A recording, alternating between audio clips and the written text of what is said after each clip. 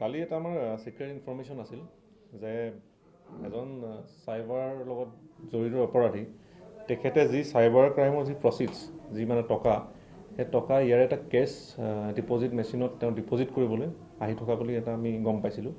গম পোৱাত আমাৰ নগাঁও থানাৰ টিম তেওঁলোক তাতে গৈ ইমদাদ পাৰভেজ নামৰ এজন ব্যক্তিক কৰায়ত্ব কৰে। তাতে হাতে লোতে ধৰা পেলোৱাত তেওঁৰ হাতত 55,000 কেছ তাতে আমি পালোঁ। পোৱাৰ পিছত তেখেতক থানাত ইণ্টাৰগেশ্যন কৰা হয়। ইণ্টাৰগেশ্যনত গম পোৱা যায় যে তেওঁৰ ঘৰ হৈছে জুৰিয়া সোণাই বেৰা পাম জুৰিয়া থানাৰ অন্তৰ্গত। তেওঁ ঘৰত চাৰ্চ কৰা যায়। চাৰ্চ কৰাৰ পিছত বিভিন্নজনক আপত্তিজনক বস্তু তাৰ পৰা ৰিকভাৰী কৰা হয়। এটা কেছ কাউণ্টিং মেচিন, বিভিন্ন তেওঁৰ ATM কাৰ্ডছ, তেখেতৰ নামত থকা বিভিন্ন মানে প্ৰায় মাল্টিপল পেন কাৰ্ড পোৱা গ'ল আৰু বিভিন্ন ধৰণৰ পাছবুক বিভিন্ন বেংকৰ তাৰ পৰা ৰিকভাৰী হয়। লগতে 8,30,000 কেছ তাৰ পৰা ৰিকভাৰ কৰা হয়। গতিকে তেখেতক পুনৰ আমি আদালতত তেওঁক তাতে হাজিৰ কৰাৰ পিছত আজি তেখেতক ৰিমাণ্ডত অনা হৈছে।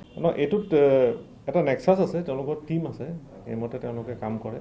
বিভিন্ন ধৰণৰ চাইবাৰ ক্ৰাইমৰ যি প্ৰচিডছ হয়, যি টকা আহে, তেওঁলোকে বিভিন্ন একাউণ্টত কৰ্পৰেট একাউণ্ট হওক বা বিভিন্ন একাউণ্টত তেওঁলোকে ভৰোৱাৰ পিছত সেইটো ডিপ'জিটটো উলিয়াই মানে তাৰ পৰা কেছটো উইথড্ৰ কৰি তেওঁলোকৰ যিটো পাৰ্চেণ্টেজ আছে, যিটো টকা লয় সেইটো ৰাখি বাকীখিনি যি নেক্সাছ আছে বাকী ষ্টেটৰ লগত, সেই ষ্টেটৰ তেওঁলোকলৈ সেই বস্তুটো ডিপ'জিট কৰিব যায়।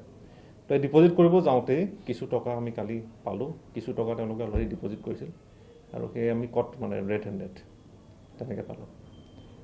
তো ইয়াৰ বাকীখিনি যি ইনভলভ তেওঁলোকৰ লগত আছে তেওঁলোককো চাৰ্চ কৰি থকা হৈছে।